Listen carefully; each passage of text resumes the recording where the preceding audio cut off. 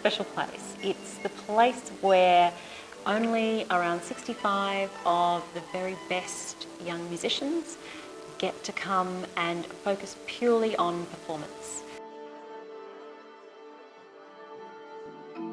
I first found out about Anam when I was in first or second year uni. I should say I'm originally from Perth in Western Australia. I did my undergraduate with honours there at the University of Western Australia.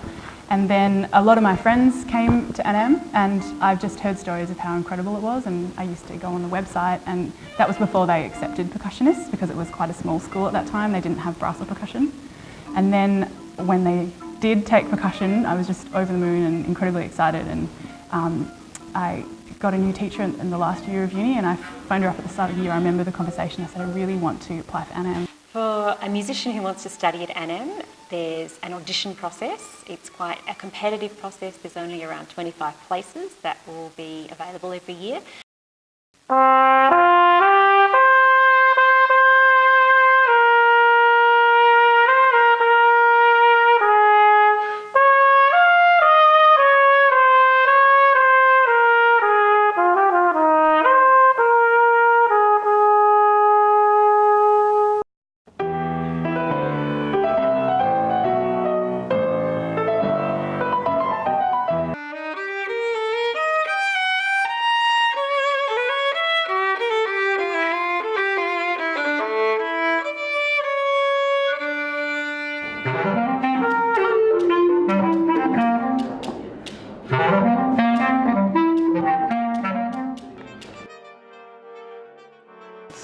Sometimes I like to perform with other people, say for example in a brass quintet or a smaller chamber ensemble, because then you can showcase a lot of different instruments and get them excited about various other instruments as well and music in general.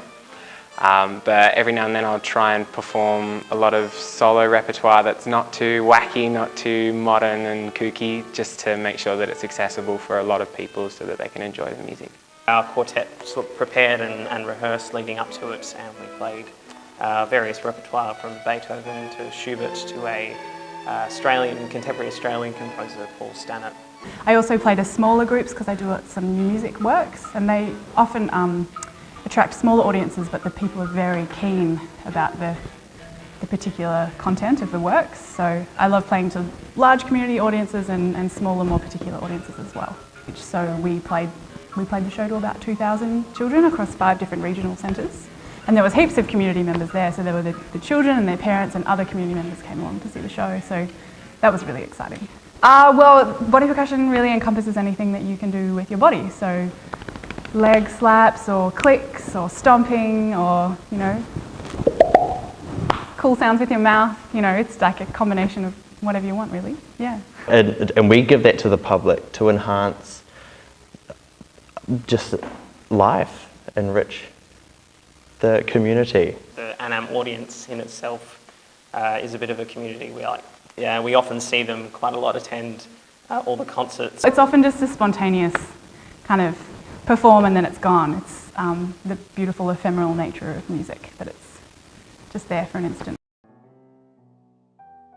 This is my iPad with my music reader on it. So I've got the PDF file on here, and with the application on here, it just turns the page easily when you click it, or you can have a Bluetooth pedal, foot pedal, that turns things as well for you. I'm really enjoying practicing and playing, and hope to be, after I finish Anam, I hope to be playing at the same rate as I am now, like I'm playing all the time.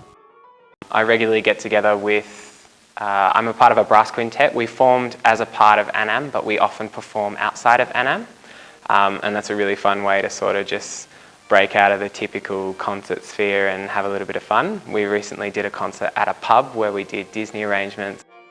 More often than not, we'll start a session by just sight reading everything through. So just, we call it note bashing sometimes.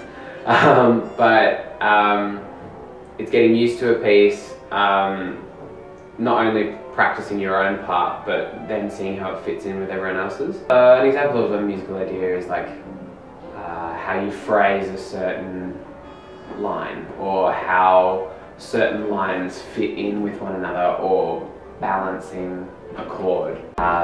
You sort of have to know what note it is you want to play in your head before you play it, and you have to sort of trust that you've got the right mouth shape and at the right airspeed to produce that note. I mean, if I hear something in a performance, in an orchestra, in a lesson or anything, and I think to myself, wow, that's amazing, I want to try and figure out what they're doing. I'll go into a practice room and try and recreate what it is that they did. There was a chord where it was just like, but, so it was really short, really punchy, really stabby, and you only get one shot at it really, you can't really sort of correct. Well, my favourite group to play in is probably a string quartet. There's just so much amazing repertoire that we can play, and composers loved writing for it. It's just a sort of a dream team of string instruments, so to speak. In this bar, we have a sudden drop in dynamic or something, or in the bar before we do a crescendo and then come right down.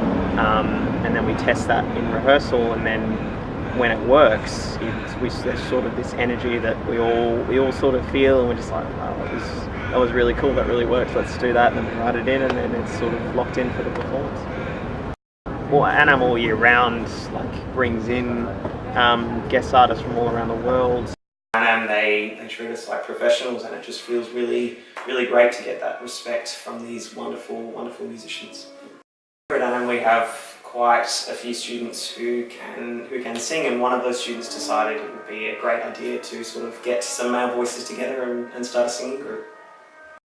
Well, we switch around parts every now and then. Like sometimes I sing in chest as a tenor, and recently I've sort of jumped up to alto, and that's been quite fun to sing.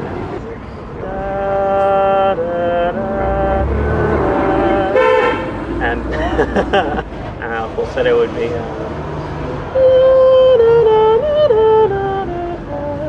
something like that.